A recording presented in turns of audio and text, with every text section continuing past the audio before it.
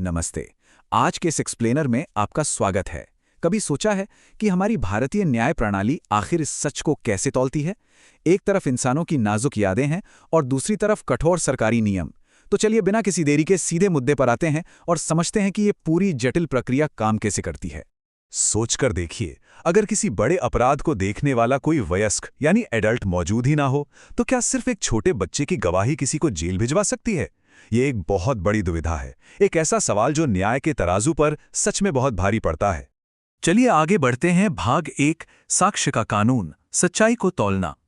इस दुविधा को समझने के लिए हमें एविडेंस यानी साक्ष्य कानून के उस विशाल और जटिल ढांचे को देखना होगा जिससे जजों को रोजाना जूझना पड़ता है। आपको जानकर हैरानी होगी कि भारतीय अदालतों में साक्ष्य से जुड़े केस कानूनों का जो सिर्फ इंडेक्स या सूचकांक है वही पूरे 79 पन्नों का है। जरा सोचिए, सिर्फ इंडेक्स इतना बड़ा है तो पूरा कानून अपने आप में कितना विशाल होगा।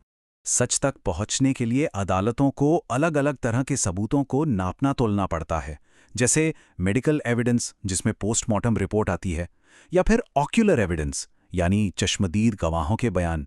और हाँ, परिस्थितिजन्य साक्ष्य यानी सर्कमस्टेंशियल एविडेंस भी होते हैं, जैसे कि आखिरी बार किसे साथ देखा गया या जुर्म का मकसद क्या था।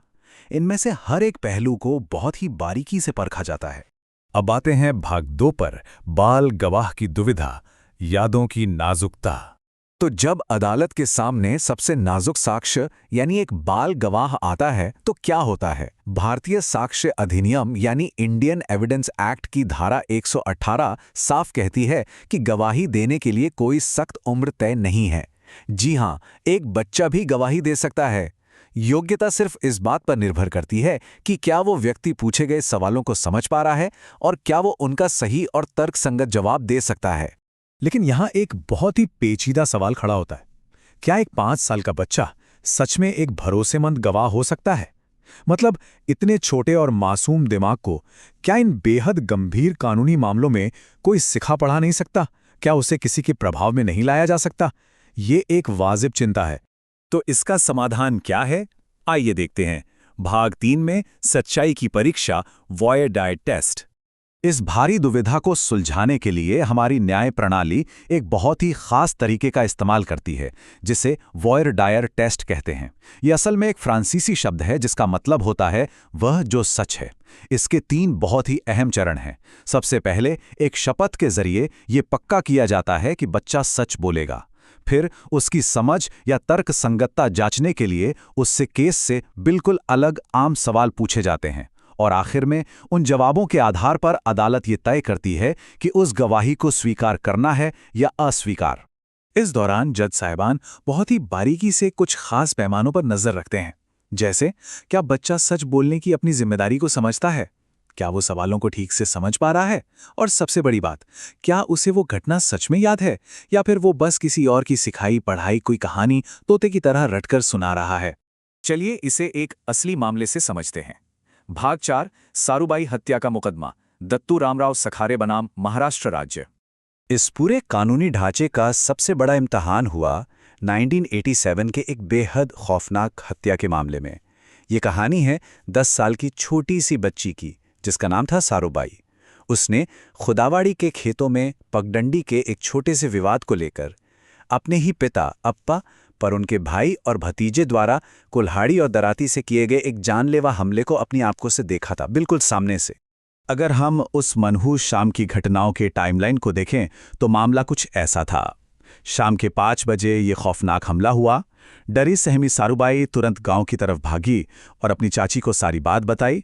शाम को उसकी माँ एक बैलगाड़ी लेकर खेत पर पहुंची और रात लगभग 9:30 बजे जब अप्पा को नलदुर्ग की डिस्पेंसरी ले जाया गया तब तक बहुत देर हो चुकी थी।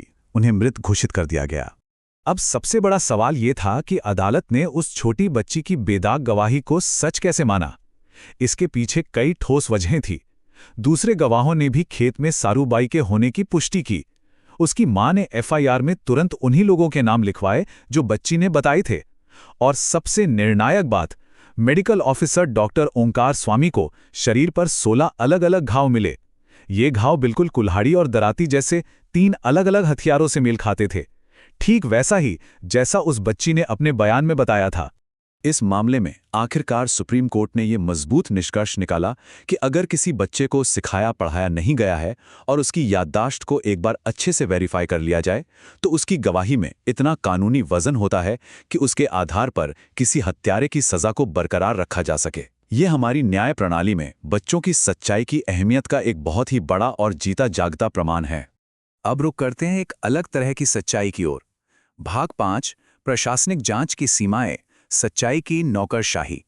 तो इंसानी यादों के नाजुक पहलुओं से हटकर अब जरा दस्तावेजी सबूतों और प्रशासनिक ताकत की कठोर सच्चाई पर बात करते हैं। हम बात कर रहे हैं 2023 के बॉम्बे हाई कोर्ट के एक बहुत ही दिलचस्प मामले की। ये पूरा विवाद महाराष्ट्र में कोली महादेव, ठाकुर और ठाकर समुदायों के अनुसूचित जनजाति यानी एसटी प्रमाण पत्रों को रद्द करने से जुड़ा था। जरा इस दस्तावेजी विवाद की टाइमलाइन को समझिए। लोगों ने 1992 से 2005 के बीच अपने जाति प्रमाण पत्र हासिल किए। 2005 से 2012 के बीच जाति जांच समिति ने बाकायदा उन्हें आधिकारिक तौर पर मान्य भी घोषित कर दिया। सब कुछ सही चल रहा था, लेकिन फिर एक दशक से भी ज्यादा समय बीत जाने के बाद उसी समिति ने अचानक अपने ही दिए गए वैलिडेशन को फिर से खोला और उसे रद्द करने की कोशिश की। और यहीं पर वो सख्त लाइन खींची जाती है जो एक समिति और एक अदालत के बीच होती है। बॉम्बे हाई कोर्ट ने बहुत ही साफ शब्दों में कहा कि एक अर्ध न्यायिक समिति अपने ही फैसलों की समीक्षा खुद नहीं कर सकती, भले ही धोखाधड़ी के आरोप क्यों ना हो। न्यायिक समीक्षा यानी जुडिशियल रिव्यू की ये संवैधानिक ताकत सिर्फ और सिर्फ उच्च न्यायालयों के पास है, जो उन्हें संविधान के अनुच्छेद 226 के तहत मिलती है। मतलब कोर्ट ने पूरी तरह से निष्पक्ष होकर यह तय कर दिया कि कोई भी प्रशासनिक समिति अपने मनमाने ढंग से किसी स्थापित सच को फिर से नहीं लिख सकती। वो अपार शक्ति सिर्फ अदालतों के पास सुरक्षित है। कानून की नज़रों में हर संस्था की अपनी एक तय सीमा होती है जिसे लांघा नहीं जा सकता। तो जैसे जैसे हम आज के इस एक्सप्लेनर के आखिर में पहुंचते हैं, ये पूरा विषय हमारे सामने एक बहुत ही गहरा सवाल छोड़ जाता है। चाहे वो किसी छोटे से बच्चे की मासूम सी याद हो या फिर किसी पुराने सरकारी प्रमाण पत्र पर लगी स्याही, हमारी न्याय प्रणाली में आखिरकार सच्चाई को तय कौन करता है, इसे कौन बचाता है, और सबसे बड़ा सवाल, इस सच्चाई का असली मालिक कौन है? ये एक ऐसा विचार है जिस पर हम सबको जरूर सोचना चाहिए। आज के लिए बस इतना ही। सोचने के लिए सच में बहुत कुछ है।